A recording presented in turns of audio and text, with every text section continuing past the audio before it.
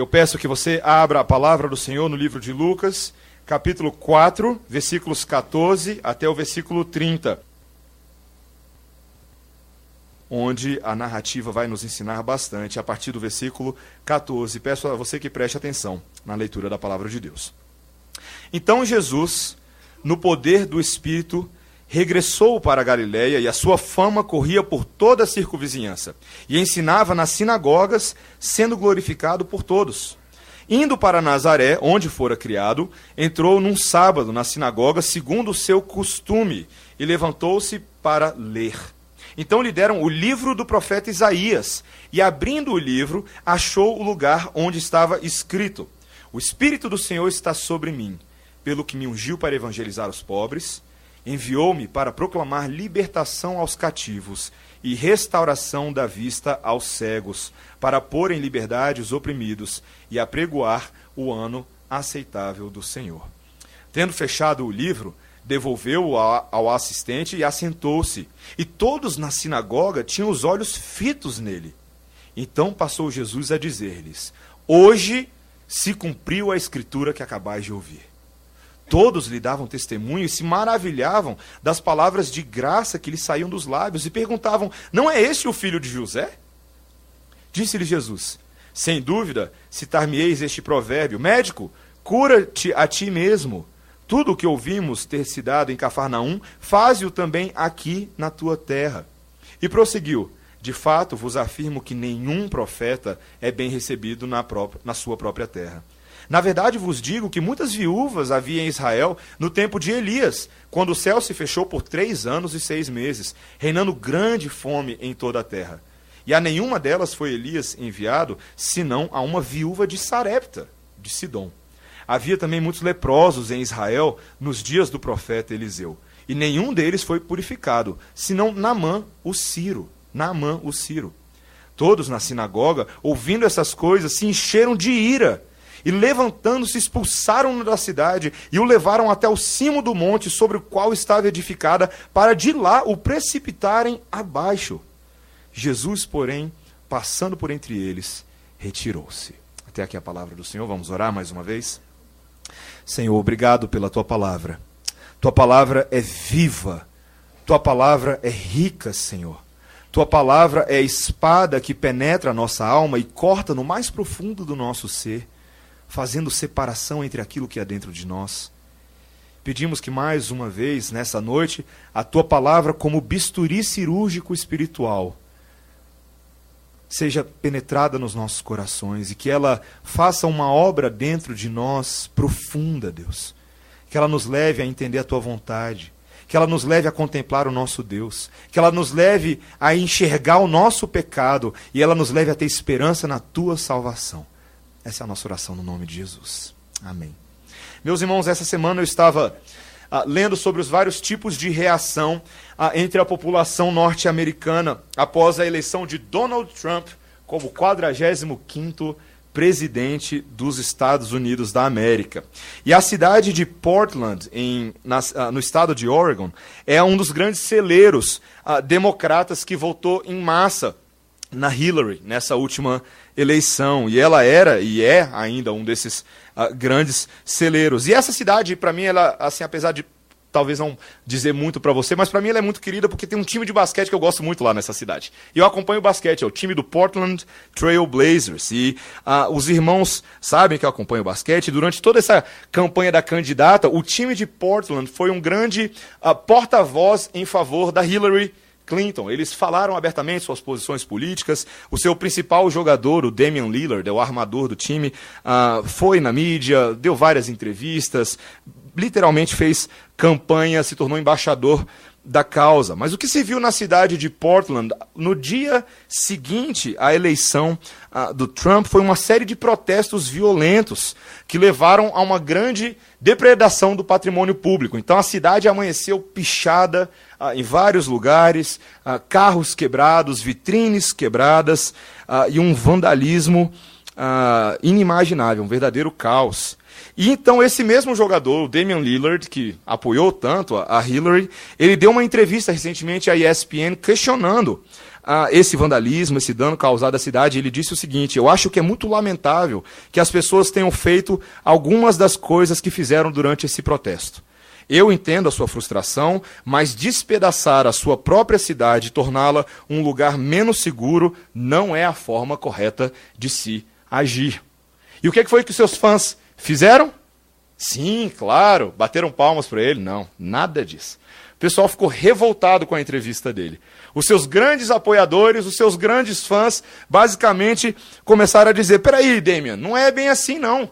Eu achei que você estava do nosso lado. Eu achei que você apoiava o que a gente está fazendo, mas agora você vai ficar do lado deles, dos republicanos, você é um traidor. Olha que interessante, né? Interessante isso que acontece com os seres humanos. Que nós temos os nossos representantes, aqueles cuja voz é a nossa voz, aqueles que nos representam e apoiam nossas ideias, mas até o momento que eles passam a falar algo diferente daquilo que nós aceitamos, e aí então eles já não nos servem mais. Isso acontece na nossa vida o tempo inteiro. Você tem pais que você quer que apoiem os seus projetos, os seus sonhos, amigos, né, que vão lá e você quer que estejam do seu lado quando você vai tentar alguma coisa diferente na sua vida. Quando, porém, eles dizem para você que você não está seguindo por um bom caminho ou que aquilo que você está fazendo não agrada a Deus, logo eles passam a ser seus inimigos, não é verdade? A gente tem essa tendência brasileira de levar tudo para o lado pessoal e de achar que as pessoas que dizem algo que vai contra o que a gente quer não gostam da gente. Nós somos especialistas em fazer isso. Eu mesmo já perdi alguns amigos que eram de fato muito amigos, e no momento que eu chamei a atenção deles por estarem trilhando em um caminho que eu achava que não agradava a Deus, eles não gostaram disso, não gostaram da admoestação. E alguns deles até hoje não falam mais comigo. E, queridos, isso não é diferente do ministério do Senhor Jesus. O Senhor Jesus Cristo passou bastante por isso.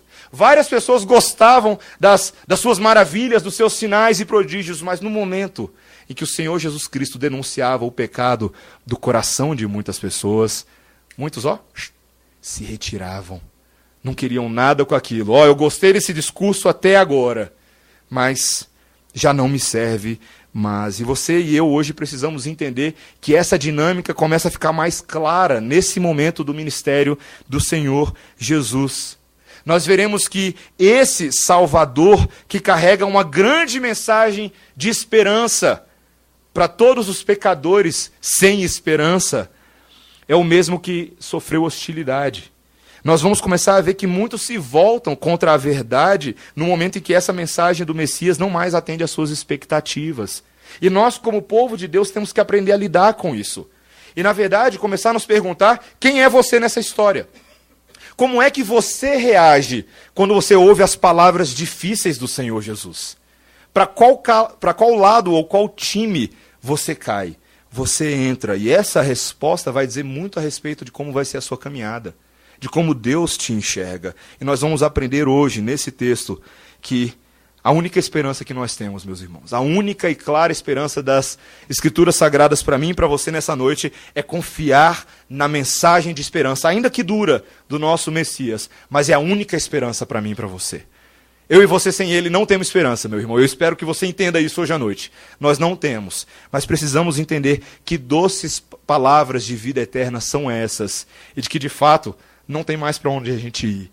Precisamos compreender o nosso Salvador. E nós faremos isso em 2 pontos. Primeiro, nós vamos ver o que é essa mensagem de esperança do Messias, a esperança para os sem esperança.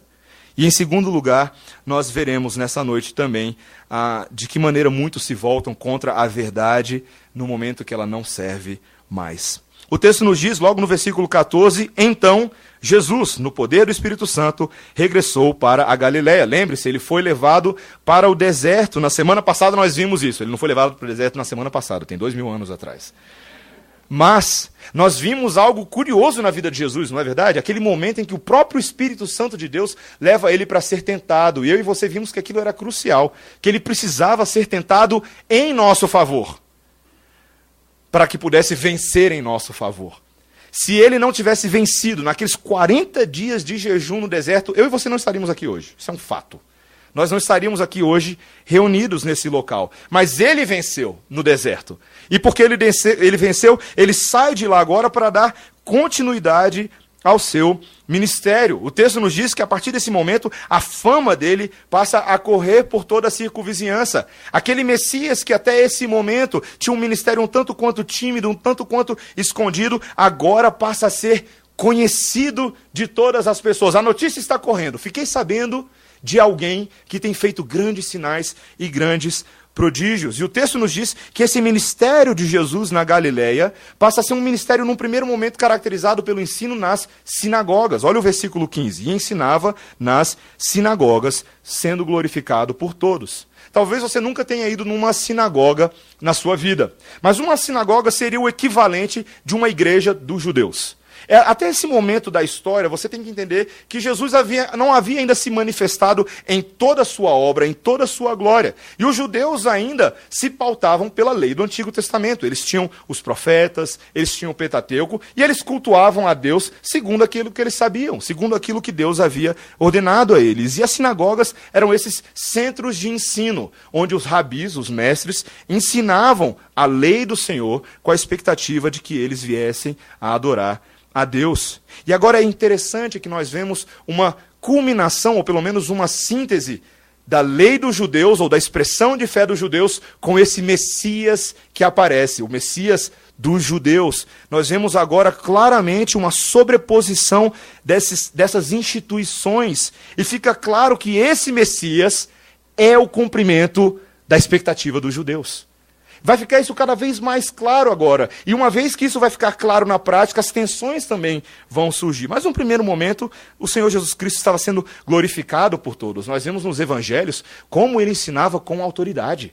Como ele ensinava como poucos mestres o faziam. Quem sabe nenhum dos mestres tinha tanto domínio, eloquência, oratória, conhecimento da lei, quanto o Senhor Jesus. E o texto no versículo 16 nos diz que, indo então para Nazaré, veja no versículo 16, onde fora criado, entrou num sábado na sinagoga, segundo o seu costume, e levantou-se para ler. Olha um pequeno parênteses aqui, algo que é similar àquilo que nós fazemos. No sábado, que era o dia do Senhor, hoje nós temos o nosso sábado, que não é sábado, é domingo, não é verdade? Porque ele ressuscitou. Eles iam à sinagoga, à igreja, segundo o costume, e eles liam a Bíblia. Interessante isso, né? Eles liam as Escrituras, eles tinham uma Bíblia. Não é a Bíblia completa com 66 livros que eu e você temos, mas eram as Escrituras do Antigo Testamento. Aquelas eram as palavras de Deus que o Senhor Jesus Cristo iria utilizar no seu próprio ministério. Curioso isso, né? Muitas pessoas hoje desprezam o Antigo Testamento e acham que o Antigo Testamento não tem mais nenhum valor. Pode não ter valor para você, mas tinha para o Senhor Jesus. Era a palavra de Deus. Se você despreza a leitura do Antigo Testamento na sua vida devocional, você está pecando contra Deus. Você está pecando contra Deus. Porque é tão palavra de Deus quanto as cartas de Paulo. É tão palavra de Deus quanto os evangelhos. É tão palavra de Deus quanto o Apocalipse.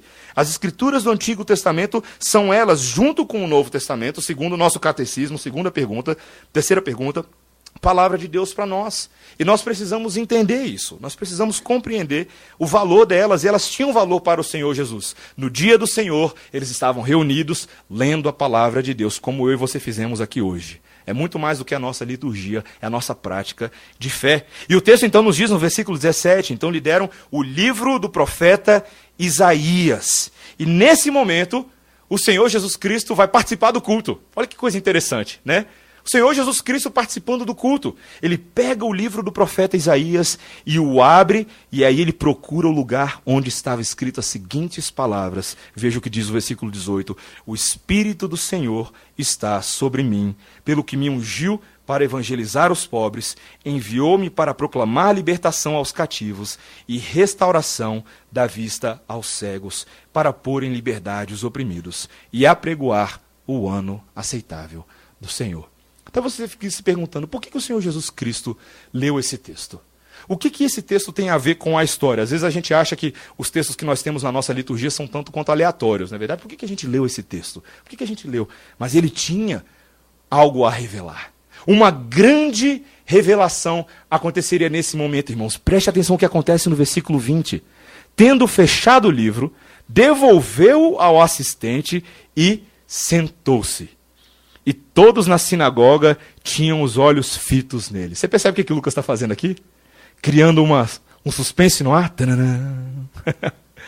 É tão interessante essa cena, queridos. É um versículo tão pequenininho, mas Lucas, como um hábil escritor que ele é, está construindo atenção. Algo grandioso será falado, todo mundo está de olho em Jesus. Eu tenho uma brincadeira que eu sempre faço com a minha esposa, que um dia eu vou ainda trazer uma grande revelação que vai pegar ela de surpresa. Eu vou virar para ela, meu amor, não consigo mais esconder de você, mas eu tenho uma fortuna de 25 milhões de reais. Né? Eu adoraria dizer para ela, ou dizer para ela que eu sou o Batman, algo desse tipo, né? Que eu sou o cavaleiro das trevas, herói da noite, mas eu não sou nenhuma dessas coisas, eu sou apenas o Mateus.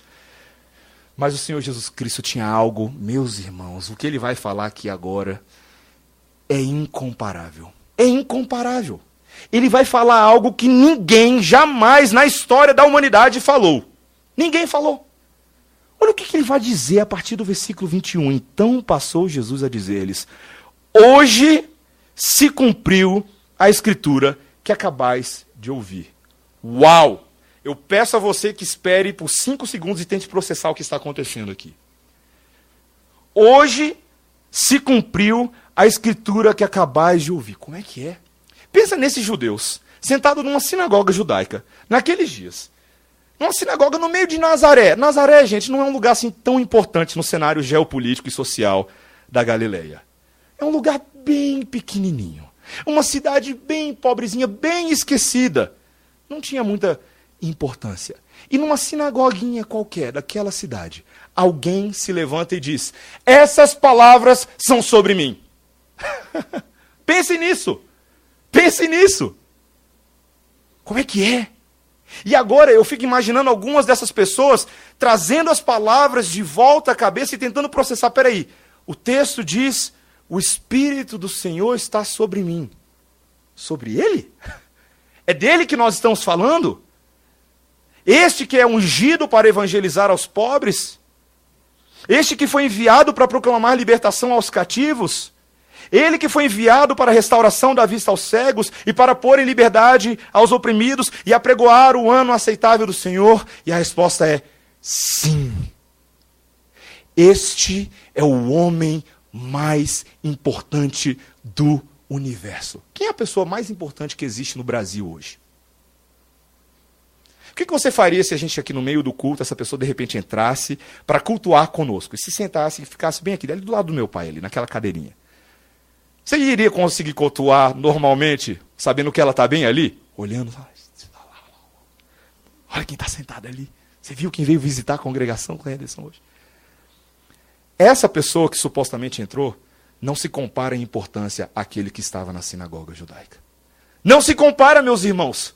O próprio Deus estava entre eles e naquele mesmo dia essas palavras estavam se cumprindo. Queridos, isso é algo tremendo, isso é algo que foge à nossa compreensão. E eu espero que você entenda o que isso representa para nós hoje. Porque a palavra de Deus nos diz que esse é o Deus do universo. E que quando o povo de Deus está assentado, reunido no nome dele, o Espírito dele se encontra conosco. Eu gostaria de dizer para você nessa noite, claramente, que ele está entre nós. Que ele está entre nós. E que se essa perspectiva não afetar a forma como você cultua a Deus, nada mais o fará. Ele está entre nós. O Espírito do Senhor Jesus Cristo habitando ricamente na vida do seu povo, porque ele é real, meus irmãos. Ele reina e ele voltará para nós. O nosso senso de culto é alterado profundamente. E os nossos reformadores, os nossos pais da igreja, eles tinham esse senso de culto. Quando buscaram restaurar a centralidade de Cristo no culto, não era apenas porque isso é bonito, uma ideia interessante e algo para deixar a liturgia, quem sabe, um pouco mais rebuscada, não. Calvino, por exemplo, entendia o senso da presença real de Deus conosco. Não, por exemplo, em forma dos elementos, como se os elementos se transformassem no corpo e no sangue de Cristo, não. Mas a sua presença espiritual conosco nessa noite. A sua presença maravilhosa. Isso deve afetar a forma como eu e você cultuamos, meu irmão. Isso deve tirar a gente daquele marasmo ritualístico e religioso no qual tantas vezes nós nos permitimos entrar, não é verdade? Isso acontece comigo. Certamente isso acontece com você também. Né? Dias chuvosos assim, o tempo um pouco morno, nós nos acostumamos com a prática de vir à igreja sem, entretanto, perceber que o convidado principal já está aqui. já está entre nós. Isso deve nos afetar. Hoje se cumpriu essa escritura, foi o que ele disse. E talvez você fique pensando, uau, que palavras maravilhosas, porque o texto nos diz, o texto de Isaías nos diz, que esse veio para fazer uma obra impressionante. O Espírito estava sobre ele para evangelizar os pobres, para proclamar libertação aos cativos e restauração da vista aos cegos e pôr liberdade em os oprimidos. E você viu nos dias de Jesus, no ministério dele, várias situações em que o Senhor Jesus Cristo se deparou com pessoas nessas circunstâncias, não é verdade? Cegos, pobres, aleijados, coxos, enfermos de toda sorte, mulheres com problemas físicos, pessoas literalmente mortas, e o Senhor Jesus Cristo ressuscitou essas pessoas. E você fica pensando, nossa, talvez é disso que esse texto está falando de uma cura social, de que o Senhor Jesus Cristo veio para promover obras sociais vistas por todos, e seriam essas as obras que iriam glorificar a Deus. E talvez a gente pare por aí. Mas o texto está nos falando de algo muito mais profundo, queridos. Eu gostaria de ensinar algo sobre exegese bíblica nessa noite. Posso? Vocês me permitem?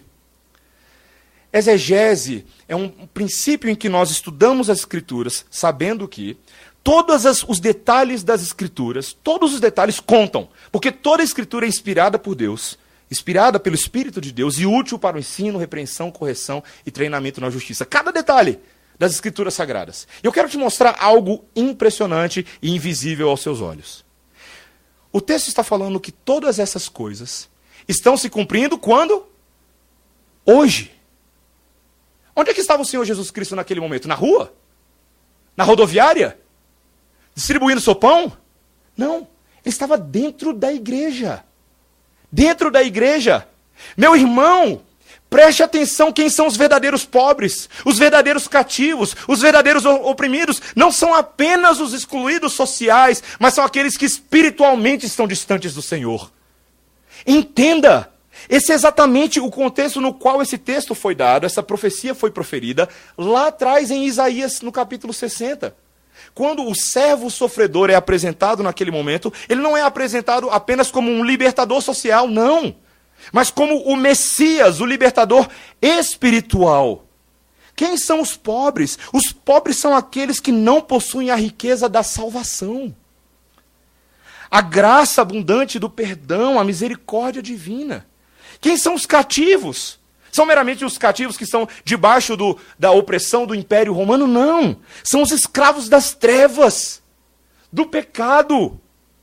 Quem são os cegos? São apenas aqueles que estão à beira do caminho de Jericó? Não. Os cegos são aqueles cujos olhos espirituais são incapazes de enxergar a verdade do Messias, que se encontram sob o poder esmagador de Satanás. Esses são os oprimidos. Esse ano aceitável, algumas pessoas perguntam, o que é esse ano aceitável do Senhor? Aqui existe uma referência muito interessante do texto de Isaías, a Levítico 25:10, que falava do ano do jubileu. Se você nunca ouviu falar do ano do jubileu, era o 50º ano em que, segundo a lei cerimonial de Israel, as pessoas deveriam ser libertadas na terra e todos os seus habitantes, aqueles que eram escravos, era um ano para a celebração dos grandes feitos de Deus. O texto de Levítico 25:10 nos diz: e santificareis o ano 50º, e apregoareis liberdade na terra a todos os seus habitantes. Ano de jubileu será para vós, pois tornareis cada um a sua possessão, cada um a sua família. Olha que coisa fantástica. O que o Senhor Jesus Cristo veio apregoar? O ano da liberdade, o tempo da liberdade. A plenitude em que agora os cegos enxergarão, os coxos andarão, aqueles que estão em trevas serão libertos. Meus irmãos, tudo isso acontecendo dentro da igreja. Você está entendendo o que está acontecendo aqui hoje à noite? Quando a palavra de Deus é pregada a você que veio aqui hoje à noite, sabe o que o Espírito Santo de Deus está fazendo nesse exato momento? Libertando aqueles que estão em trevas. Abrindo os olhos daqueles que estão cegos, enriquecendo aqueles que são pobres. Deus está fazendo isso por meio da sua palavra. Por meio da sua palavra. Pouco antes de começar o culto, eu estava sentado aqui com o Léo, e a nossa oração foi qual, Léo? de que todos aqueles que se achegaram aqui hoje à noite, crentes ou não crentes, conhecendo ou não conhecendo o Senhor Jesus Cristo, que nessa noite tenham um encontro reabastecedor com o nosso Deus. Essa é a nossa oração, meus irmãos. É isso que Deus faz por meio da sua palavra, do Antigo Testamento, hein? Do Antigo Testamento. Que coisa maravilhosa. Meus irmãos, essa é a esperança dos desesperançados. Eu e você, todos nós, estávamos originalmente nessas condições. Cegos, eu e você. Opressos, eu e você. Cativos, eu e você. Mas Deus nos alcançou. Obrigado, querido. Ele deu um papelzinho para enxugar minha testa. Obrigado, viu, Vitor? Esse é o tempo do Senhor. Esse é o tempo do Senhor. E nós precisamos entender que essa esperança histórica nos alcançou. Nos alcançou. Meu irmão, minha irmã, você que já conhece o Senhor Jesus Cristo e veio aqui hoje à noite, veio cultuar o Senhor, seja encorajado nessa palavra. A obra do Senhor histórica tem efeitos para nós hoje. Você que está desanimado, você que está triste, você que está abatido, você que está preocupado com o Donald Trump, que não foi a Hillary, você que está preocupado com a economia brasileira, você que está preocupado com a ocupação da UNB ou da Católica, ou do que quer que seja, lembre-se que o ano aceitável do Senhor já foi apregoado. Já foi apregoado. De que isso aqui subverte qualquer temor que nós tenhamos. Que isso aqui elimina os receios do nosso coração. Se você anda ansioso, é disso aqui que você precisa. É disso aqui que você precisa. E se a sua situação nessa noite é de alguém que ainda não conhece a Deus, é disso aqui que você precisa também. Esse é o Messias. Esse é o caminho, a verdade e a vida. Ninguém vai ao Pai se não for por Ele. Essa é a sua esperança. Essa é a sua esperança. Ele veio para trazer boas novas. Esse é o primeiro ponto que nós precisamos ver. E o nosso segundo e último ponto, como é que as pessoas passam a reagir agora? Vamos ver como muitos vão se voltar contra essa verdade. Num primeiro momento, olha o versículo 22. Todos lhe davam testemunho e se maravilhavam das palavras de graça que lhes saíam dos lábios e perguntavam, não é este o filho de José? Olha que interessante. Mas peraí, eu conheço esse aí. Eu conheço esse aí, já vi antes. Não é o filho de José?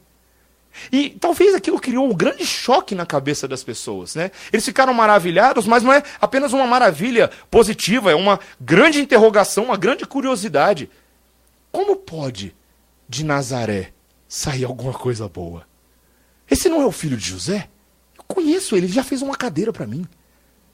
Ele não é o filho do carpinteiro? Aquilo era um tanto quanto curioso. E talvez, meus irmãos, se fosse eu no lugar do Senhor Jesus Cristo, talvez, humano, pecador, cheio de orgulho como eu sou, eu teria aproveitado essa deixa e saído de fininho.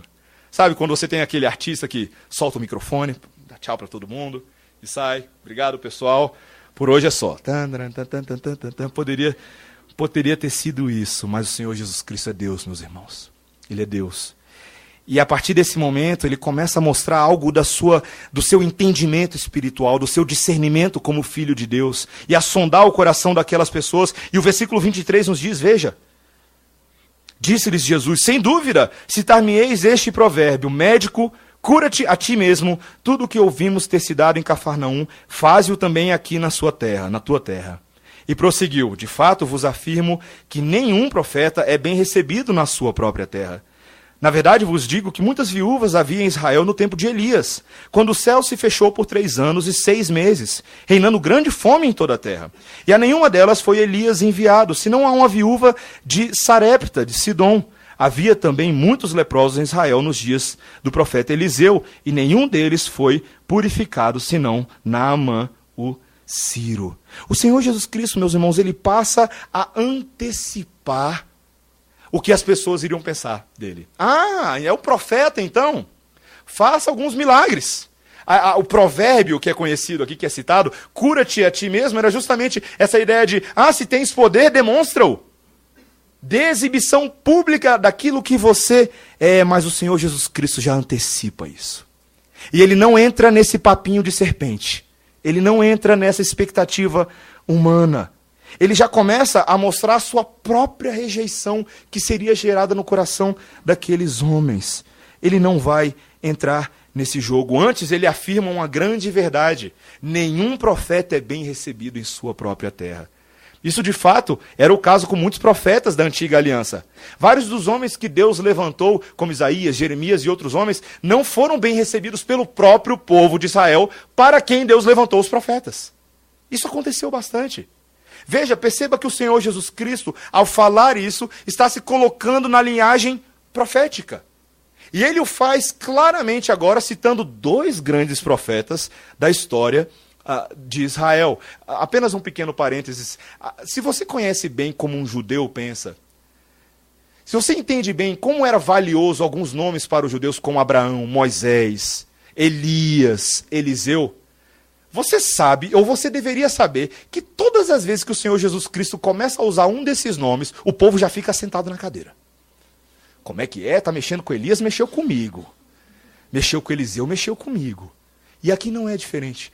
O Senhor Jesus Cristo passa a contar duas histórias, duas pequenas histórias para tentar ensinar algo para eles. Talvez histórias que você nem lembre direito. Elias e a viúva de Sarepta de Sidom, e Eliseu e o leproso Naamã, o Ciro.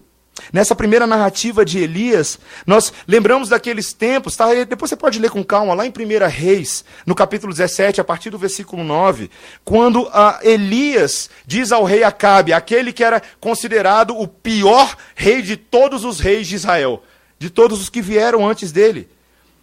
Elias havia proferido o julgamento de Deus e ele disse lá no capítulo 16, versículo 33 de 1 Reis, ele diz: vive o Senhor Deus de Israel, perante cuja face estou, que nestes anos nem orvalho nem chuva haverá, segundo a minha palavra. Deus havia dito que por 3 anos e 6 meses não iria chover, e essa seca que atingiu a terra, tremenda seca e fome, atingiu o próprio Elias. Depois você pode ler lá na história, ele foi alimentado por Deus por corvos que traziam pão e carne para ele comer.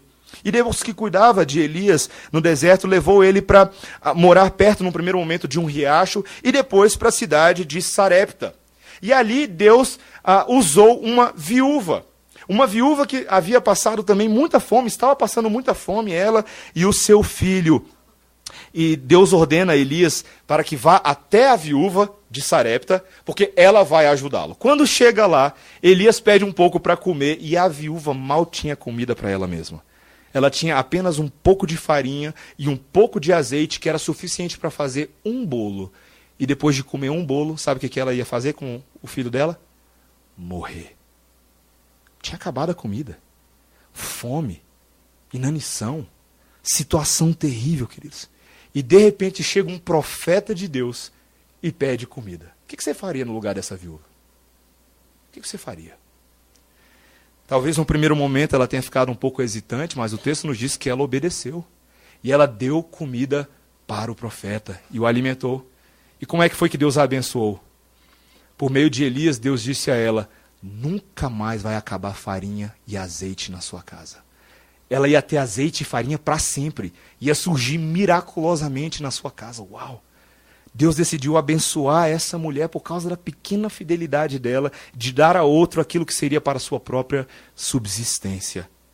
Isso é fantástico, meus irmãos. Na história também de Eliseu e o leproso Naamã, Naamã era um comandante de guerra sírio, um homem que era um herói de guerra, literalmente. Você pode ler lá depois, no versículo 1 do capítulo 5 de 2 Reis. 2 Reis 5, 1 a 14.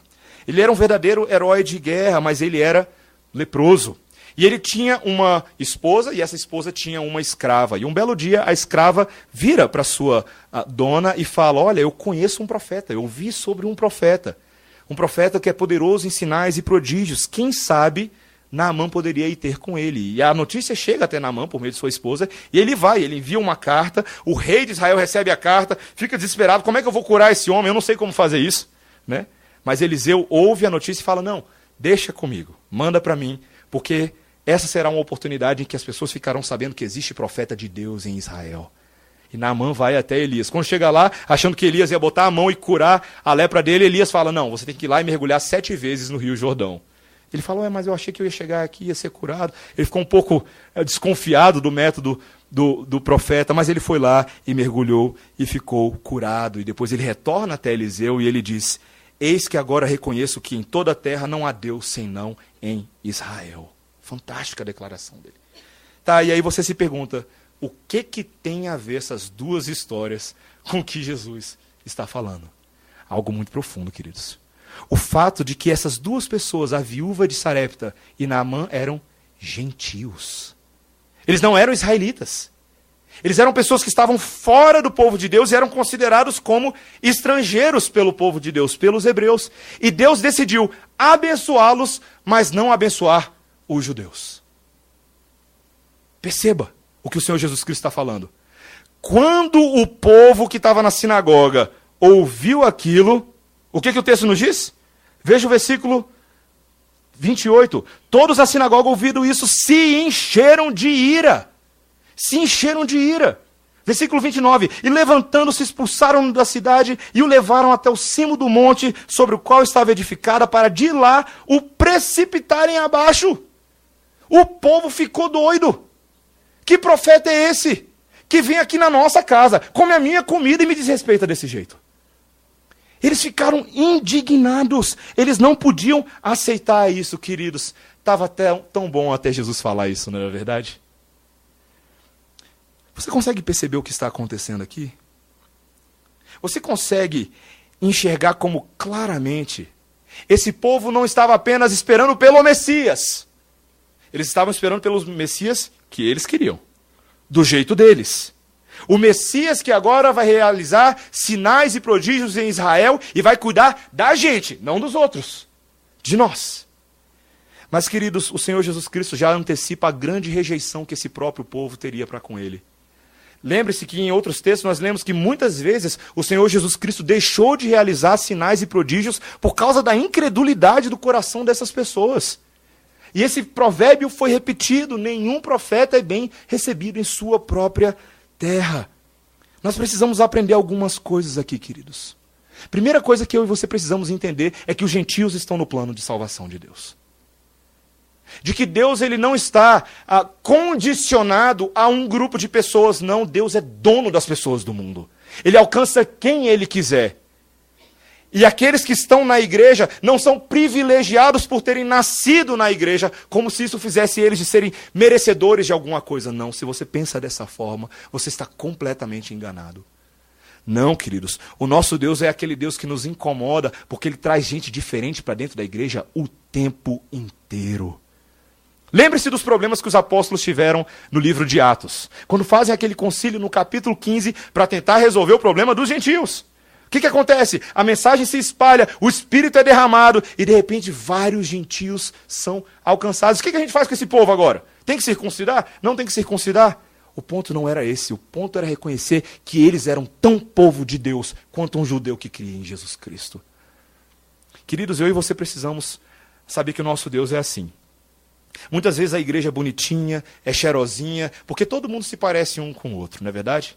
Mas o nosso Deus é um Deus especialista em trazer os diferentes e os excluídos para dentro do seu povo. Será que nós estamos prontos para isso? Será que você está pronto para lidar com essa realidade? Talvez você não consiga enxergar isso claramente, porque você pode falar, eu cresci na igreja, minha família é crente e tudo mais, mas deixa eu te contar uma notícia, você é gentil. E a sua presença aqui incomoda muitos que vieram antes de você e falavam assim, esse povo de Deus brasileiro aí, não sei disso não. Não sei disso não. Você precisa entender que o nosso Deus opera dessa forma. Os gentios estão contemplados desde o Antigo Testamento no plano de salvação. Gentios dos quais eu e você fazemos parte, mas agora somos povo de Deus. Isso deve lembrá-lo também de glorificar Deus que te alcançou. Eu e você não somos judeus de origem, não temos sangue judeu correndo aqui dentro, mas somos israelitas aqui, ó, no coração. Porque Deus pegou o meu coração e o seu, que eram corações depravados, corações de trevas, e transformou em corações verdadeiramente israelitas. Eu e você somos o Israel de Deus. Então saiba que nosso Deus é assim. Mas verdade seja dita, meus irmãos, nós não gostamos quando o Messias acusa o nosso pecado, não é verdade? Que é exatamente o que o Senhor Jesus Cristo está fazendo aqui. Ele está falando, vocês são duros, vocês são incrédulos. Ele aponta o dedo e esse povo não gosta nada disso. Ele denuncia a incredulidade. É tão bom, meus irmãos, quando o Senhor Jesus Cristo fala as coisas que a gente quer ouvir, tão gostoso, tão confortador. Quando Ele apoia as nossas ideias, é o Messias que a gente quer. Mas quando Ele começa a mostrar para a gente o tamanho do nosso buraco, muitas vezes nessas horas nós queremos correr. Eu morava ainda nos Estados Unidos quando eu vi, e vou citar por nome, eu não tenho nenhum problema com isso, porque heresia tem que falar por nome mesmo. E eu vinha conhecer o ministério de Joel Osteen, no Texas, uma igreja gigantesca, 45 mil membros a igreja, uma das maiores igrejas dos Estados Unidos. E certo dia alguém falou para mim, Mateus, vai assistir lá o programa. Eu não conhecia, nunca tinha ouvido falar, eu achei que era coisa boa. Aí liguei na televisão, passava na televisão. E aí eu fui ver aquele pregador, um pregador muito bonito, 10 vezes mais bonito que eu. Sorriso, colgate, cabelos penteados, assim, sabe? Longos, mas não tão longos. Propaganda, né, de televisão. Sorriso constante no rosto, igreja bonita, grande, vistosa, luzes. E aí eu comecei a ouvir a pregação daquele homem. E eu fiquei ouvindo, meus irmãos. Era uma pregação para você se sentir bem. Feel good preaching. É o que a gente chama nos Estados Unidos hoje de Health and Wealth Gospel, o evangelho do bem-estar. E aí você vai ouvindo aquilo, meus irmãos, aquilo ali é uma beleza. É uma beleza. 5 minutos de pregação, você já está se achando super-homem já.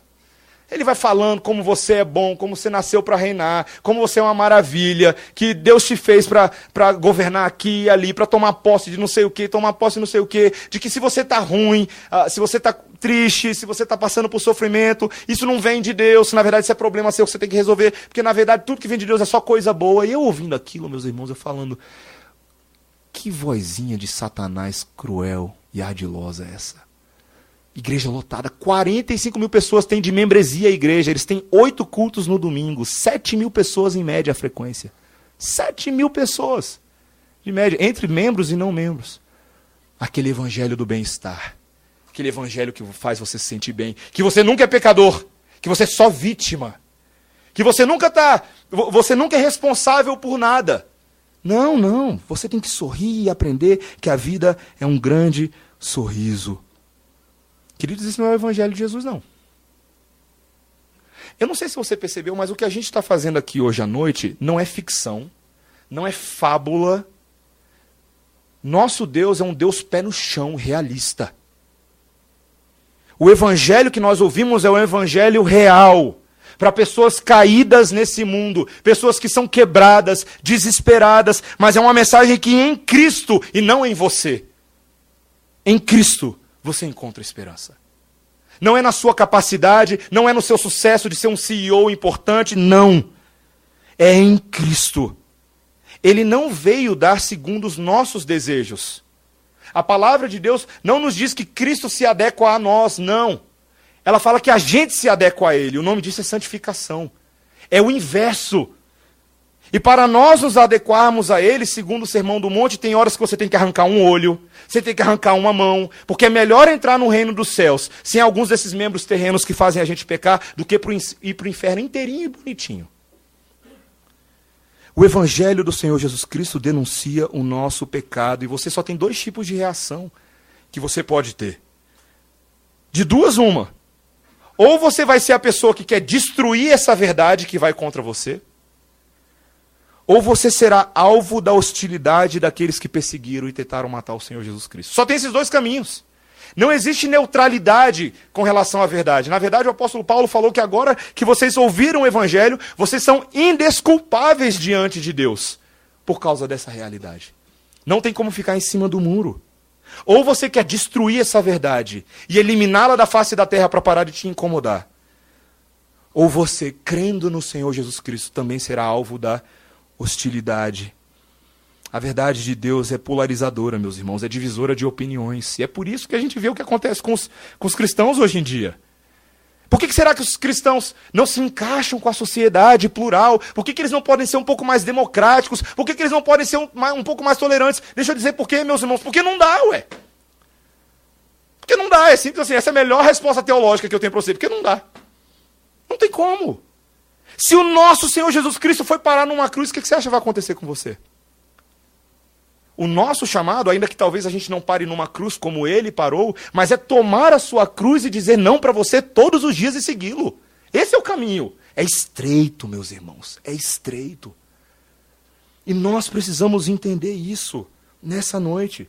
Deus está querendo amadurecer a mim e a você nessa noite. Nós precisamos ser amadurecidos. É hora da gente parar de ficar tomando o leitinho espiritual e a gente crescer e aceitar que a vida é assim. Esse é o nosso chamado. Esse é um bom chamado. Veja, o texto termina dizendo, no versículo 30, que uma vez que foi levado para cima do monte para ser arremessado, versículo 30, Jesus, porém, passando por entre eles, retirou-se. Como é que foi que isso aqui aconteceu, né? Ele se livrou da mão dos seus captores. Como era uma grande multidão, meus irmãos, eu fico imaginando que de fato houve uma interferência do Espírito Santo para ajudar o Senhor Jesus Cristo aqui a se livrar. A gente não sabe exatamente como, mas ele, como homem, jamais seria capaz de fazer isso. Talvez o Espírito Santo deu uma certa capa de invisibilidade para ele, ou qualquer coisa do tipo, a gente não sabe. Realmente não saberemos. Mas a verdade é que Deus decidiu protegê-lo nesse momento. Não era chegada a hora dele ainda. Não seriam os homens que determinariam a hora que ele haveria de morrer. Não. Ele mesmo voluntariamente entregaria a sua vida para morrer. Mas vemos a proteção de Deus com o Filho de Deus aqui. E podemos ter a convicção de que Deus também nos protege, meus irmãos. Nesse mundo tereis aflição, mas tende bom ânimo. Ele venceu o mundo. E o Espírito Santo de Deus nos sustenta e nos guarda nesse lado da existência. Nós que somos alvo de hostilidade, constante perseguição daqueles que votam no inimigo, verão claramente que Deus está do nosso lado. Se Deus é por nós, quem será contra nós, meus irmãos? Essa é a nossa esperança e a nossa segurança. O caminho é estreito, a jornada é difícil, muitos se levantam contra nós, mas nosso Deus é maior e nós precisamos afirmar isso. Nós precisamos afirmar isso. Mas o que vai te sustentar mesmo, meu irmão, minha irmã, hoje à noite, e eu termino com isso, é recapitular o primeiro ponto. O que vai te sustentar é lembrar que mesmo quando a aflição é grande, quando o caminho é estreito, Jesus Cristo de Nazaré é a esperança daqueles que estão sem esperança. Ele é a minha e a sua esperança. É isso que vai nos mover para frente, meus irmãos. Quando os captores tentarem nos arremessar por cima dos precipícios, lá embaixo para nos esculacharmos, nós precisamos nos lembrar que mesmo que a nossa vida seja tomada, quando abrimos os nossos olhos, nós contemplaremos o nosso Salvador face a face. Você precisa saber disso. Essa mensagem não é mentira. Muitos foram mortos por causa dela ao longo da história. Nós temos mártires desde o primeiro século. Homens que foram esmagados pela mão de imperadores romanos, governantes ímpios e cruéis. Mas você sabe onde estão esses homens agora, meus irmãos? Eles estão nos páramos celestiais e nós os encontraremos um dia. A nossa esperança é porque essa mensagem não é fábula, ela é verdade, ela é caminho, ela é vida. E não há outro lugar para ir, meus irmãos. Não há outro lugar para ir. É assim que Deus nos amadurece. Os profetas foram perseguidos. Os líderes do povo de Deus foram perseguidos. O povo de Deus foi perseguido. Leia as cartas do Novo Testamento. 1 Pedro, 2 Pedro. Leia a dificuldade de vários dos ouvintes de Paulo. Leia todas essas coisas. E saiba que a esperança viva deles é a nossa esperança viva. Nós temos herança no céu, meu irmão. Nós temos esperança no céu, minha irmã. Nós temos esperança no Senhor. Muitas vezes as pessoas vão desgostar de nós, porque a versão do Senhor Jesus Cristo que nós temos para apresentar agrada a eles só um pouquinho. Tem horas que eles vão falar para a gente: eu achei que você estava do meu lado. Traidor. Eu achei que você apoiava quando eu saía quebrando tudo em nome de Jesus. Ou quando eu fazia qualquer outras coisas que eu achava que fazia por amor a Jesus ou a Deus. E você vai falar assim: esse não é bem o Jesus da Bíblia, não. O Jesus da Bíblia é Deus, não é você que é Deus, não.